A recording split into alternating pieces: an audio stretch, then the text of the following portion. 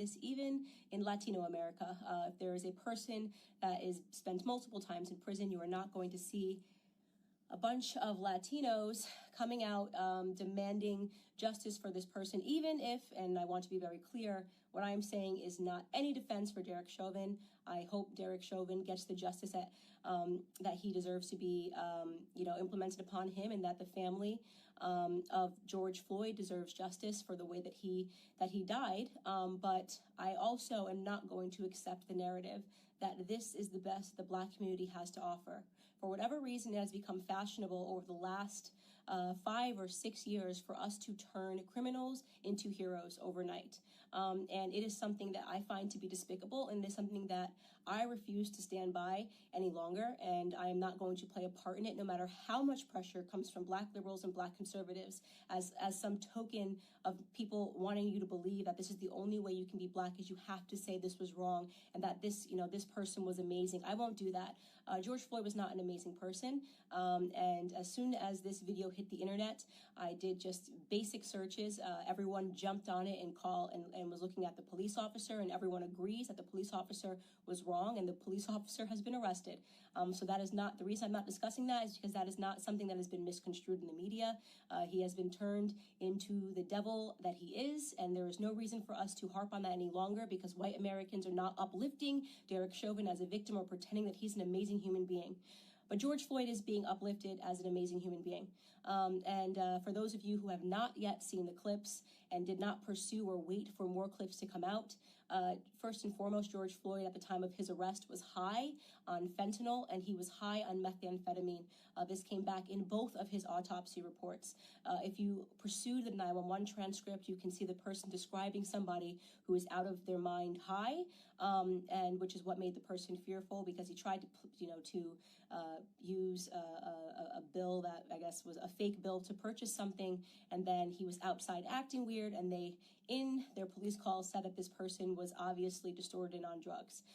When he is put into handcuffs and is put against the wall, a baggie of what looks to be like cocaine or it's a white baggie that he drops onto the floor that you can see in an image. If you look up the clip, the media is refusing to circulate it. You can find it on Twitter. If you use DuckDuckGo and look up George Floyd baggie, you can watch the clip yourself with your own eyes. He had drugs on him at the time of his arrest. Now, barring all of that, nobody thinks that he should have died during this arrest, but what I find despicable to be is that everyone is pretending that this man lived a heroic lifestyle when he didn't, and I want to talk about what his lifestyle was leading up to this moment, and why I refuse to accept the narrative that this person is a martyr or should be lifted up in the Black community, and that we should be buying t-shirts with his name on it, okay? So here we have, first and foremost, let's start from the bottom of his record. And by the way, I am not saying that if you have a record, you don't deserve a second chance. I think people get arrested, and some people can serve time in prison, and I believe in second chances, but I do draw the line when it comes to second, third, fourth, fifth, sixth, seventh, eighth, and ninth chances. 1998, he spent 10 months in prison for theft with a firearm. That was the first prison stint that I could find on him. In 2002, he spent 8 months in prison for a cocaine offense. In 2004, just 2 years later, he spent another 10 months in prison for a cocaine offense. In 2005, he spent another 10 months in prison for having less than 1 gram of cocaine on him again. In 2007, and this was the biggest instant that I had that made me realize this was a horrible human being that I am not going to pretend was a good person. In 2005, a woman who was pregnant received a knock at the door, and she went to the door, and the person pretended to be someone that worked for the water department. So she opened her door and quickly realized that the person at her door did not work for the water department, and attempted to slam it. At the moment that she was attempting to slam it, a Ford pulled up, and another 5 men jumped out of the car, and one of which was George Floyd, came up to the door, and they forced their way inside to her home, inside of her home. Mind you, this woman is pregnant. At that point, George Floyd took out a gun and pressed it to her stomach.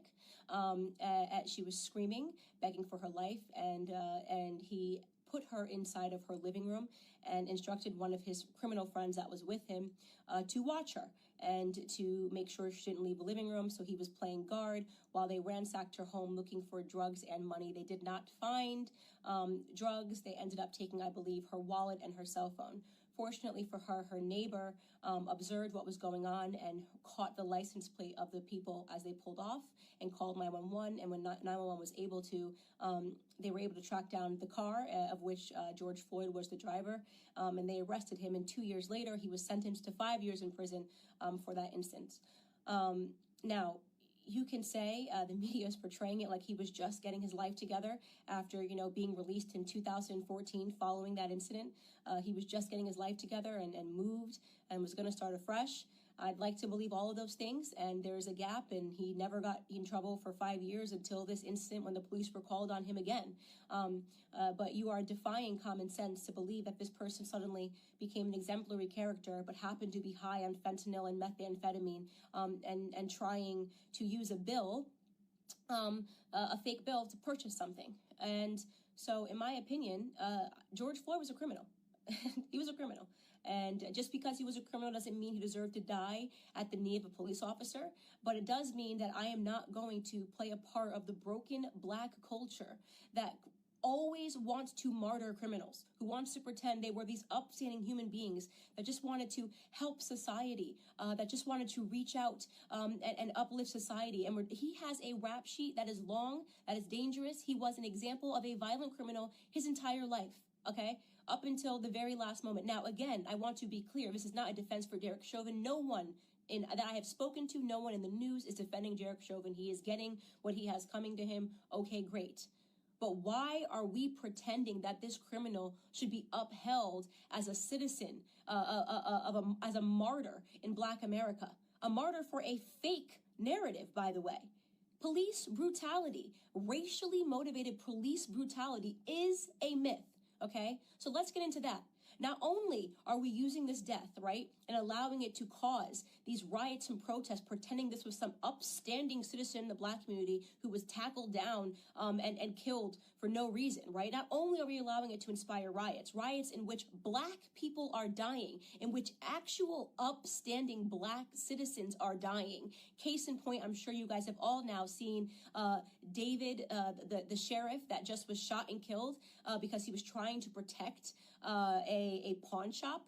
Please look him up if you haven't seen it. I'm blanking on his last name. His first name is David, who was shot and killed for trying to protect a pawn shop from looters, an upstanding citizen, an actual head of a police. He was the head of a police his entire life, 77 years old, did everything right? So we now have to kill upstanding Black citizens because a non-upstanding Black citizen, a career Black criminal, died. Now, did he deserve to die in that manner? No. I can't say it enough. No, he didn't deserve to die in that manner.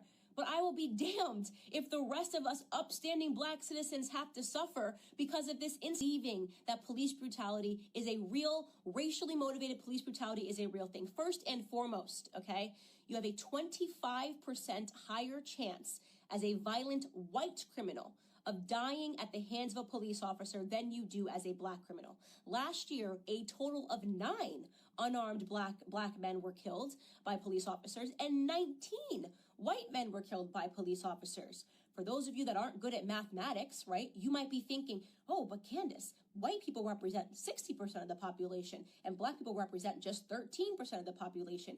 It doesn't matter what percentage of the population you represent. It matters what percentage of the violent criminal community you represent. And unfortunately, Black community commits a disproportionate amount of crimes compared to the white community. Let me tell you, 6% of the population, right, Black men, 6% of the population account for 44% of all murders in this country, according to 2018 statistics. That is what you call a gap. And yet white people who represent 60% of the population, we represent 13, Black men are 6%, only represent 50% of all the murders, right? That makes no sense. That makes no sense. A 6-point variation in a community where we are extreme minorities.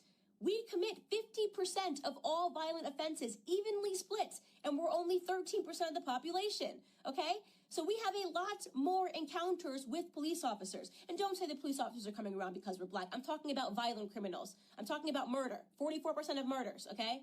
You want to talk about real statistics? The police officers have way more to be fearful of in the black community than the other way around, okay? We commit, on average, a police officer is 18 and a half times more likely to be killed by a black person than the other way around, okay? So this entire narrative is complete smoke and mirrors. It's all made up. It's just election fodder. It's white versus black because it's an election year, not because black Americans are suffering at the hands of police officers more than white Americans. Do some police officers do the wrong thing? Yes. I don't think there's anybody in the world who has not encountered a police officer and thought this person is an absolute jerk who is power tripping, whether you are black or white. We know they exist. And we know they're always going to exist, by the way, because they're human beings. And sometimes human beings suck. In fact, if you want to attack a community for accidental slayings or brutality, did you know that doctors accidentally kill 250,000 people every year because of mistakes? Do you know that there's been doctors that have been arrested for being serial killers that just were killing people because they wanted to?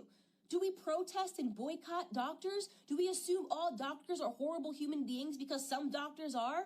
Or do we realize that society is not perfectible? People suck in every profession. It is no excuse to paint society with a broad brush. It is certainly no excuse to accept a Democrat narrative, okay, that black people are being disproportionately hunted down by police officers because of the color of their skin. You want to know the best way to avoid not being brutalized by a police officer is to limit the amount of encounters you need to have with them, especially when it comes to violent crimes, okay? I am not going to stand for this continual bottom-feeding narrative of us martyring people that have had 5, 6, 7 stints in prison and then pretending they were upstanding heroes to our community. It's bullshit. It's bullshit. Excuse my language. It's absolute bullshit, and I'm tired of it. I'm tired of having to play pretend. I'm tired of sitting here and being called a coon or an Uncle Tom because I won't play this bottom-feeding game with you. If you want to hang up posters of criminals on your wall and talk about them as your martyrs, do it. Do it. You can do it. Kobe Bryant was my idol, okay? I'll keep a photo of Kobe Bryant. You can keep one of George Floyd and pretend he was an upstanding human being that just once or twice put a gun across a pregnant woman's belly. Could you imagine that woman right now? That black woman, by the way, right? Watching everybody pretend this person was an upstanding human being who just at the age of 42 and 5 prison stints was going to get his life together. I mean, it's embarrassing. We are embarrassing in that regard, right? This is why we have a cycle and a toxic culture, because nobody wants to tell the truth in Black America. It's so easy to be a victim. It's so easy to ask white people to bow down and apologize and do all these things for us. It's crap. It's crap. It's a lie. It's a farce. Our biggest problem is us, okay? It's why we don't talk about it when black-on-black crime happens. It's why we don't talk about it when 40 black people are killed in one weekend during Memorial Weekend in Chicago. We don't want to talk about any of that stuff. We don't want to talk about Baltimore. We don't want to talk about New Jersey. We don't want to talk about any of these places where black people are being slaughtered by other blacks, because that would mean that we had to be personally accountable, right? That would mean personal responsibility. We don't do personal responsibility in our community. We don't do it. We blame white people. Right? We only point a camera to white people when they do something, even though we do it at a way higher rate to ourselves, right? We celebrate our drug dealers. We're the only community, right, that would ever create hashtags to free people from prison because they committed crimes, like free Meek Mill, free this rapper, free this rapper. How hard is it to not spend multiple times in prison? How difficult is that? Is that too hard for us? Is that way too high of a mountain for us to scale, to do the right thing, to be upstanding citizens? That is the call to action that I have for Black America with Blexit. Like, why do we keep fulfilling this narrative? What do you think the perception of us, by the way, is on the outside? You ever look at the comments? You ever go into like an anonymous blog and see what people say? Oh, just black people being black people. I see those racist comments. Oh, just black people got to riot. Black people got to be black people. You know how they are. Oh, just black people being ignorant. That is the perception when people get to be anonymous and talk about us. That's what they think about us, right? They think that we are the kind of people that will forever uphold criminals as the martyrs of our society, that we will never take account for the things that we do wrong, right? That we don't have it within us to educate ourselves to get ahead. And that for those of us that actually do it, well, we get called coons, right? You got Condoleezza Rice, she's a coon. Larry Elder, he's a coon. Dr. Ben Carson, brain surgeon, first ever to perform the surgery of splitting twins that are connected by the head. He's a coon, right? What a loser he is. What a stupid guy he is. Kanye West says he's not going to be told to do it because of the color of his skin. He's a coon. He's lost. He's in the sunken place. The sunken place. That's where we all are, right? Because we demand more and we will get more out of this society because we're going to get ahead, right? That's what's going to happen. We're going to get ahead. Black conservatives get ahead because we don't subscribe to this narrative. Because you're not going to catch me outside trying to grab a TV pretending that it's because a martyr named George Floyd got killed. Okay? I'm a big believer that no matter what color you are, you do stupid things, you win stupid prizes. Okay? We have to do better. We have to teach our kids better, or we're not going to get ahead, right? Anyways, this is just a rant because I have been feeling super annoyed at these depictions in society. I have no apologies here to make. George Floyd is not my martyr. He can be yours. That's